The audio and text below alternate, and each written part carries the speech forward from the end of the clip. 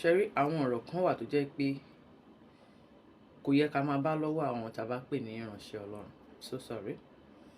Ọ̀rọ̀ yìí mo ti fẹ́ dá sí láti last step, but wọ́n wò pé tí n bá sọ̀rọ̀ sí wọn lè rò pé bóyá wọ́n ń support lágbájá àbí mi ò support lágbájá.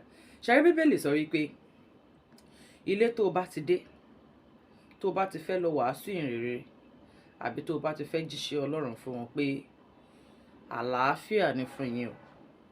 ẹ̀yin tèmi, arábìnrin tí ẹ̀ ń wò lójú àwòrán yín yìí ó dá sí ọ̀rọ̀ tó wà lẹ́rìn Lizzy Anjorin àti Prophet MUYIWA Akọgun. Ó sọ wípé ó ní kò yẹ kí a máa bá irú Prophet MUYIWA Akọgun ní irú ipò tí àti tó ń bá Lizzy Anjorin tàwọn sí ara wọn. ẹ̀yin èèyàn wa, ìjẹ́ kì í ṣe wàhálà kọ́ ni arábìnrin yìí fẹ́ fà báyìí. ẹ jẹ́ ká gbọ́ látẹnu rẹ̀. ọ̀rọ̀ Ọlọ́run sọ wípé tí wọ́n bá kọ̀ tí wọn ò bá dá ẹ lóhùn, ó ní má jà, má ṣe lágídí fún wọn, má bú wọn, má bá wọn tààrọ̀ èébú, ṣùgbọ́n kó bàtà ẹ méjèèjì bọ́ ọ lẹ́sẹ̀, kó o gbọ̀n pẹ́pẹ́pẹ́ síbẹ̀, gbọ́n yẹpẹ́ ẹbẹ̀ síbẹ̀, kó o sì máa lọ pẹ̀lú àlàáfíà. ìyẹn signify pé o débẹ̀ láti jíṣẹ́ Ọlọ́run fún wọn, ṣùgbọ́n wọn ò fún ẹ ní listening here. o débẹ̀ láti sọ̀rọ̀ ìfẹ́ Ọlọ́run fún wọn, ṣùgbọ́n wọn ò fẹ́ gbọ́. ó dẹ̀ kúrò ńbẹ̀, ó dẹ̀ lọ. ṣàrí fídíò yìí tí mò ń rí yìí, ó ń dùn mí púpọ̀. Honestly, the bitter analysis tí mò ń rí lọ́dọ̀ Yèyé Mẹ́ṣọ́ sí ọ̀dọ̀ Prophet Akọgun, ó ń dùn mí púpọ̀.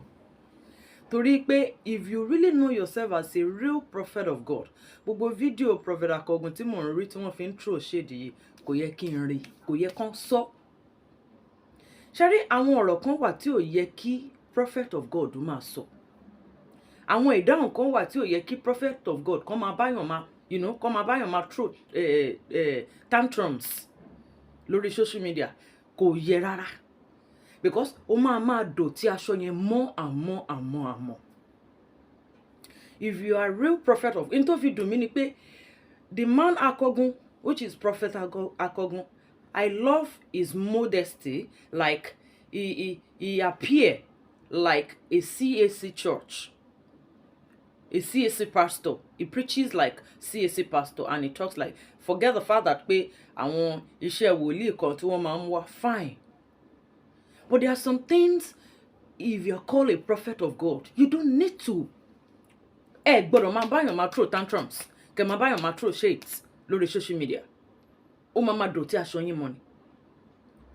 tẹ́ bá fẹ́ act like that real prophet of God, ṣe bẹ́ẹ̀ scholars ní ẹgbọ́n nǹkan tí ìwé mímọ́ sọ. ìwé mímọ́ ò ní ká bá ẹnikẹ́ni jà nítorí pé a polongo Ọlọ́run fún, kò gbà lọ́wọ́ wa.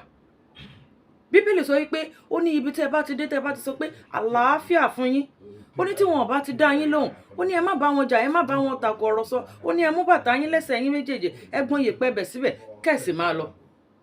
I am not expecting this shading of something from this Prophet Akọgun to Lizzy Anjorin. I didn't expect it. ó bu omi kan sí mi lọ́kàn, wá ń da ọkàn mi rú. You are a prophet of God. There are some things you need to use to rub your body. There are some things you don't need to answer. Mọ̀ pé ibi tẹ́ ń lọ yìí, ó máa dent aṣọ yín, ó máa dọ̀tí aṣọ yín púpọ̀. And dẹ̀ ń lọ sókè, sir. I will be so glad if I could see anyone that can share this my video to Prophet Akọgun. ń lọ sókè, ń gun àkàbà lọ sókè. Don't plan to. Ẹ má jẹ́ káwọn ọ̀tá plan down for yín. It's not by force. It's not by force. Bíbélì sọ pé ká bu ọlá fún ẹni tí ọlá yẹ fún. Ọlá yẹ fún ẹ̀yin tẹ́ ẹ bá jẹ́ real man of God, real prophet of God. Ọlá yẹ fún yín. Ẹ má gba ẹ̀tẹ́. Stop láti máa throw shade. Do the needful. If at all you see that this person is maybe she's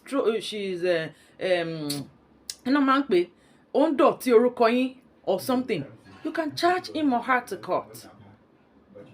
If it's in the Bible, you can charge him or her to God, or you report her to God as a prophet of God. Honestly, this thing is really getting out of hand, and is honestly, I know they like all this kind of thing.